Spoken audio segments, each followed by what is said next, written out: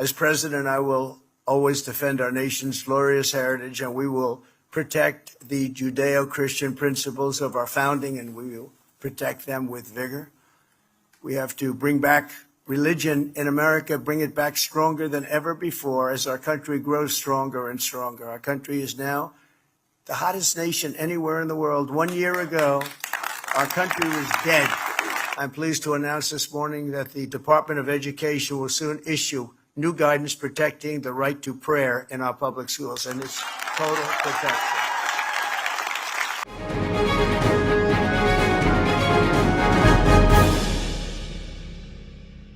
مناشير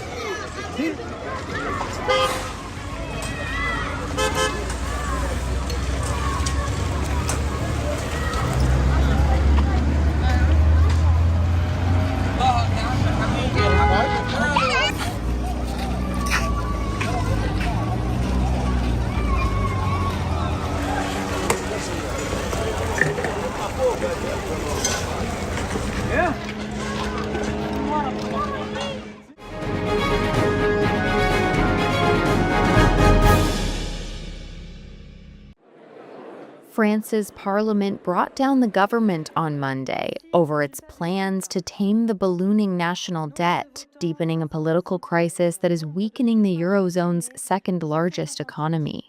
Lawmakers voted to oust Prime Minister François Bayrou and his minority government by 364 votes to 194. Bayrou will tender his resignation on Tuesday, his office said.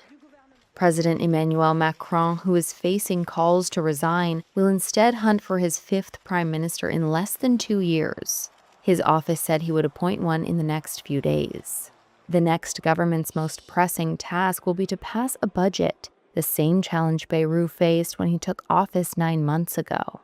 Securing the backing of a very divided parliament will be equally hard for his successor. Bayrou had called the confidence vote to try to win parliamentary support for his strategy to lower a deficit that stands at nearly double the European Union's 3% ceiling, and to start tackling a debt pile equivalent to 114% of GDP. But opposition parties were in little mood to rally behind his planned savings of over $50 billion in next year's budget, with an election for Macron's successor looming in 2027. Macron may eventually decide the only path out of the crisis lies in calling a snap election, but he has so far resisted calls to dissolve parliament a second time.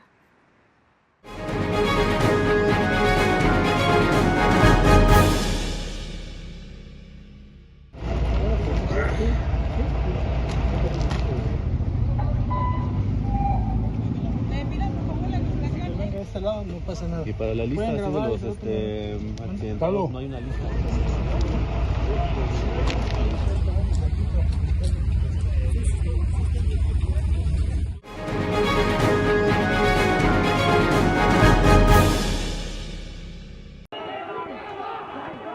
Former Nepal Prime Minister KP Sharma Oli's home was set on fire by protesters on Tuesday after he resigned from office as anti-corruption demonstrators defied an indefinite curfew and clashed with police. It comes a day after 19 people died and at least 100 were injured trying to storm Parliament in protest of a social media ban. In his resignation letter to Nepal's president, 73-year-old Oli said he has quit to, quote, facilitate the solution to the problem and to help resolve it politically in accordance with the constitution. An aide to the president told Reuters the resignation has been accepted and the process to find a new leader has begun. The unrest is the worst in decades in the poor Himalayan country, as protesters also set fire to other politicians' homes. Nepal has struggled with political instability and economic uncertainty since protests triggered the abolition of its monarchy in 2008. The army appealed on social media for people to exercise restraint. Organisers of the protests have called them demonstrations by Gen Z, driven by young people's widespread frustration over a perceived lack of action to tackle corruption and boost economic opportunities. Earlier on Tuesday, Oli met all political parties to try curb the violence and find a solution, but anger continued as protesters gathered around the capital, Kathmandu, despite the curfew. Kathmandu Airport, Nepal's main international gateway, was closed because of poor visibility due to the smoke from fires set by protesters.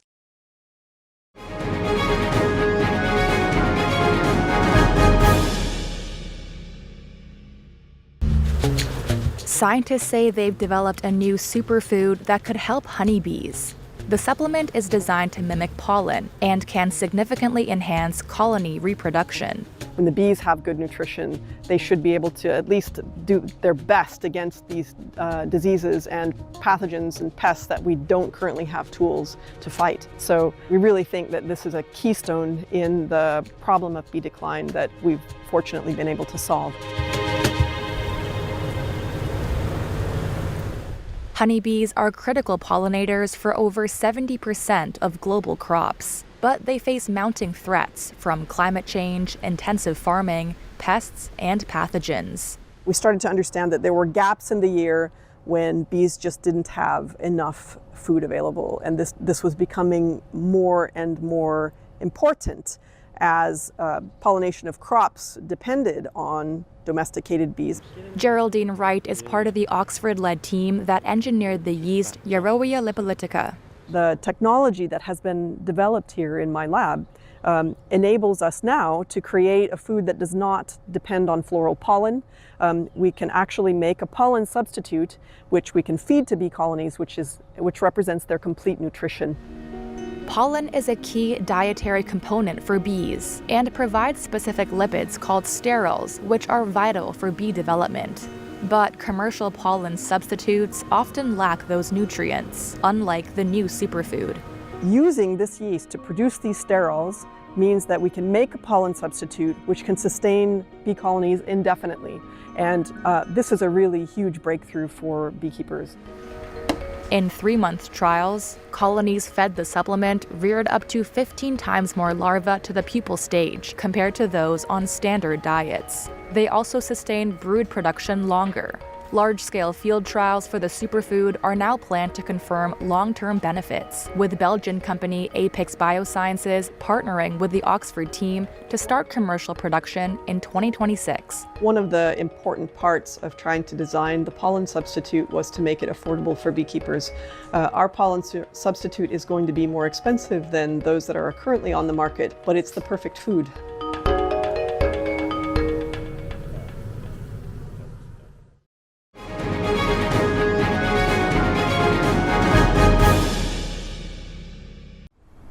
Temperatures in Arizona this summer have soared as high as a blistering 118 degrees Fahrenheit. Enduring the heat is a daily struggle. But for people who are homeless, like Carlos McDonald, it's a matter of survival on the streets of Phoenix. You're tired. Heat sits on you like a 50-pound weight, making everything you do that much harder.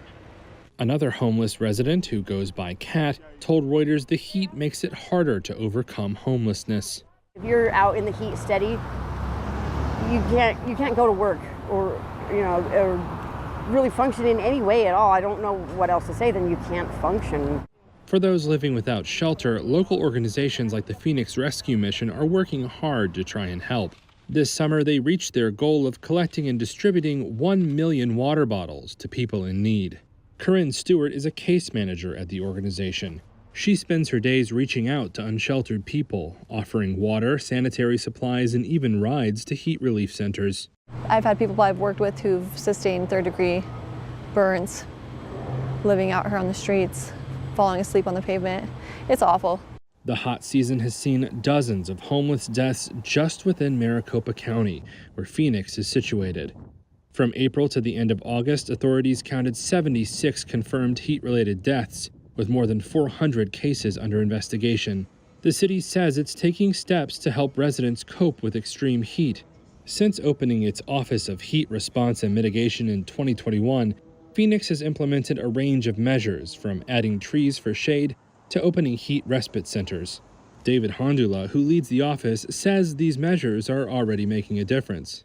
I think we've seen city actions for short-term heat relief, saving lives, help people get connected to resources, and the long-term strategies are also paying off as well. I think we're really seeing that cities have a super important role to play in helping communities cope with extreme heat.